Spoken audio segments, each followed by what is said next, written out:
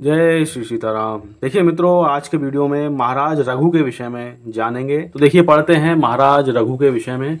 तो देखिए सूर्यवंश में जैसे इक्ष्वाकु, अजमेर आदि राजा बहुत प्रसिद्ध हुए हैं, उसी प्रकार महाराज रघु भी बड़े प्रसिद्ध, पराक्रमी, धर्मात्मा, भगवत भक्त और पवित्र जीवन हो गए हैं। इन्हीं के नाम से रघुवंश प्रसिद्ध हुआ। इसलिए सच्चिदानंद घन परमात्मा भगवान श्री रामचंद्र जी महाराज के रघुवर, राघव, रघुपति, रघुवंश, विभूषण, रघुनाथ आदि नाम हुए। ये बड़े धर्मात्मा थे। इन्होंने अपने पराक्रम से समस्त पृथ्वी को अपने अधीन कर लिया था। चारों दिशाओं में दिग्विजय करके ये समस्त भूमि खंड के एक छत्र सम्राट हुए। ये प्रजा को बिल्कुल कष्ट नहीं देते थे। राज्य कर यानी टैक्स भी ये बहुत ही कम लेते थे और विजित राजाओं को भी केवल अधीन बनाकर छोड़ देते थे। उनसे किसी प्रकार का कर वसूल नहीं करते थे। एक बार ये दरबार में बैठे थे कि इनके पास कौत्स नाम के एक स्नातक ऋषि कुमार आए।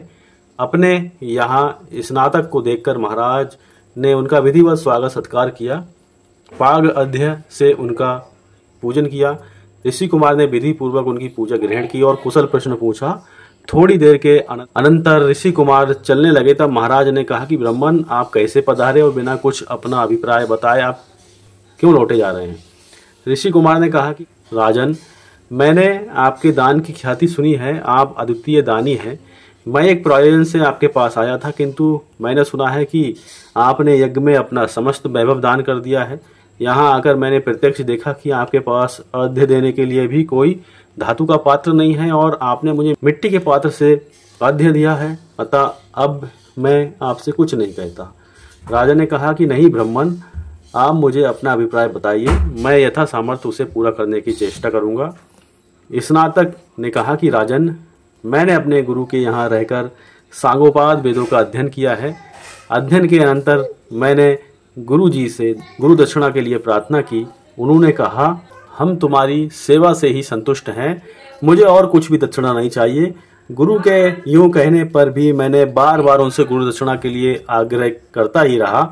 तब अंत में उन्होंने झल्लाकर कहा, अच्छा तो 14 लाख सुवर्ण मुद्रा लाकर हमें दो, मैं इसलिए आपके पास आया था। महाराज ने कहा कि ब्राह्मण, मेरे हाथ में धनुष बाण के रहते हुए कोई विद्वान ब्रह्मचारी ब्राह्मण मेरे यहाँ से विमुख जाए तो मेरे राजपाट धन वैभव को धिक्कार है। आप बैठिए, मैं कुबेर लोक पर चढ़ाई करके उनके यहाँ से धन लाकर आपको दूंगा।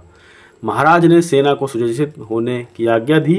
बात ही बात में सेना सज गई। निश्चय हुआ कि कल प्रस्थान होगा। प्रातःकाल कोषाध्यक्ष ने आकर महाराज से निवेदन किया कि महाराज, रात्रि में सुवर्ण की वृष्टि हुई और समस्त कोष सुवर्ण मुद्राओं से भर गया। महाराज ने जाकर देखा कि सर्वत्र स्वर्ण मुद्राएं भरी हुई हैं।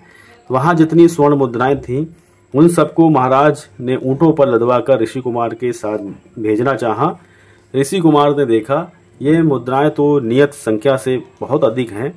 तब उन्होंने राजा से कहा कि महाराज, मुझे केवल 14 लाख ही चाहिए।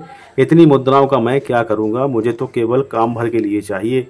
महाराज ने कहा कि ब्राह्मण, ये सब आपके ही निमित्त आई हैं, आप ही इन सब के अधिकारी हैं, आपको ये सब मुद्राएं लेनी ही होंगी।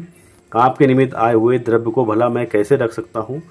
ऋषि कुमार ने बहुत मना किया, किंतु महाराज मानते ही नहीं थे। अंत में ऋषि को जितना आवश्यकता थी वे उतना ही द्रव्य लेके अपने गुरु के यहाँ चले गए। शेष जो धन बचा वह सब ब्राह्मणों को लुटा दिया गया। ऐसा दाता पृथ्वी पर कौन होगा जो इस प्रकार याचकों के मनोरथ पूर्ण करे?